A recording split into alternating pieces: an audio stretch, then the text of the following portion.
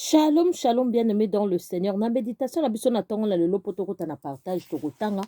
Tokokende place wana tosuka ki bongo wapi. Tosuka ki na livre na biso. Tosuka ki na livre na biso ya levi ya nombre, poto kota ki déjà na nombre. Tosuka ki na nombre chapitre 1er verset 47. Tokotanga na kombo na Yesu. Les Lévitiques selon la tribu de leurs ancêtres ne furent pas inclus dans ces dénombrements. L'Éternel avait transmis ses instructions à Moïse. Tu ne feras pas les dénombrements de la tribu de Lévi et tu compteras pas ses membres au milieu des Israélites. Confie aux Lévitiques la responsabilité du tabernacle, du témoignage, de tous ses styles, de tous ses ustensiles, je pense, ça m'a échappé le mot, et tout ce qui l'appartient. Il portera de la tabernacle tous ces éléments. Ils en feront le service et ils camperont autour du tabernacle.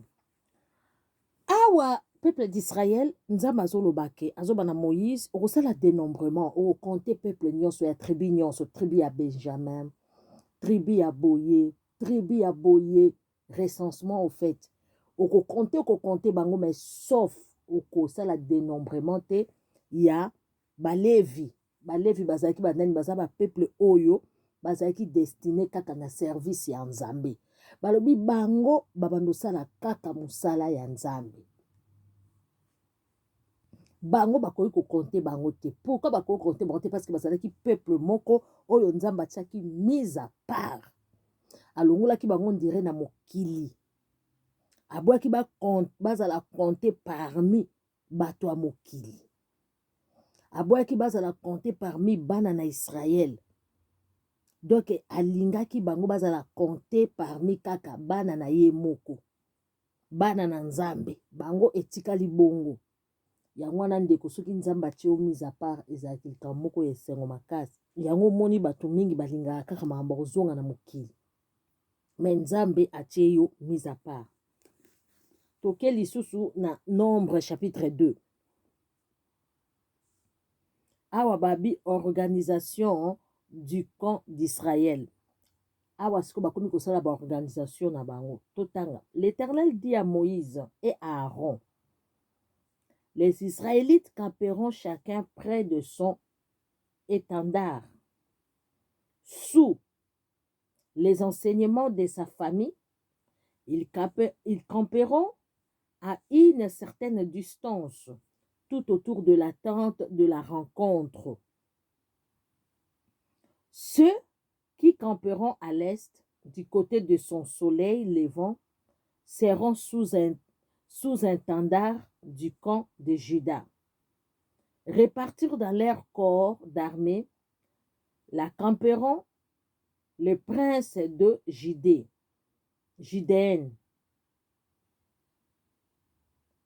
Nachshon, fils d'Aminabad, et son corps d'armée composé de 74 600.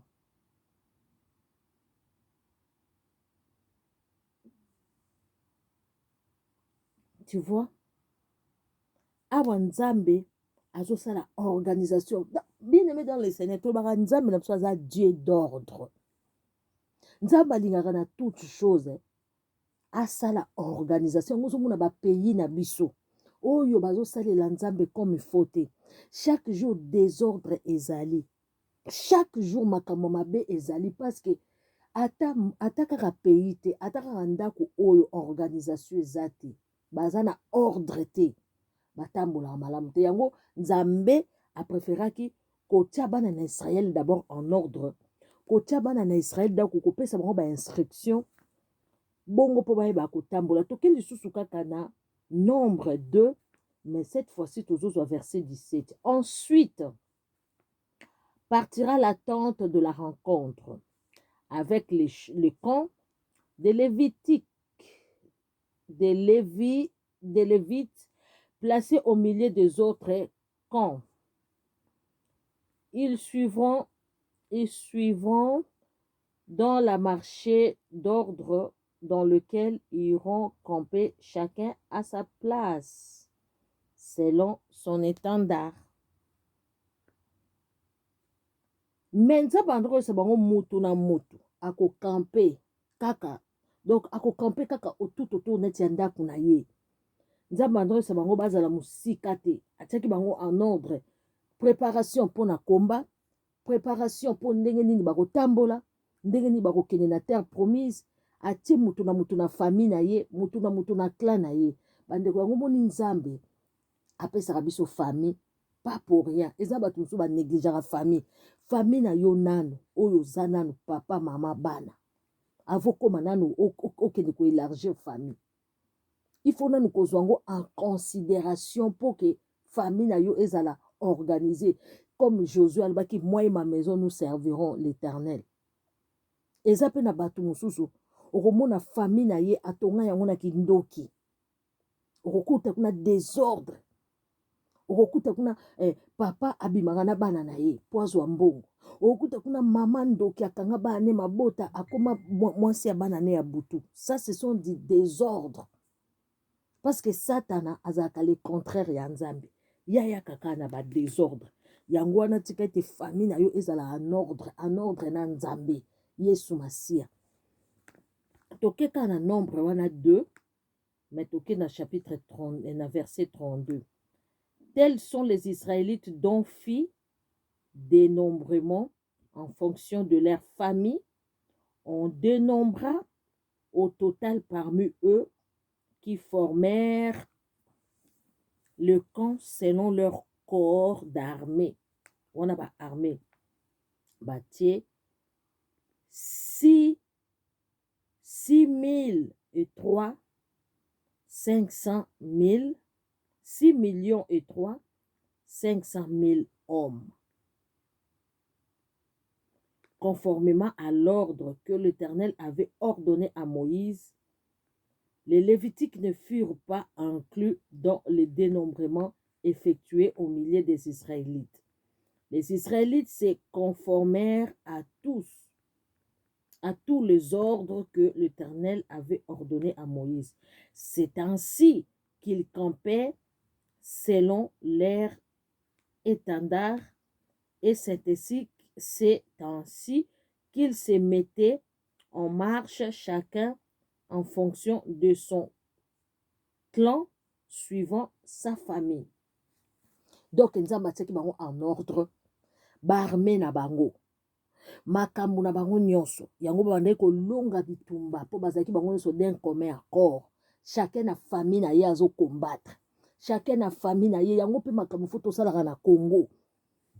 Tolobi toza ba chrétien, toza pays moko, toza pays chrétien.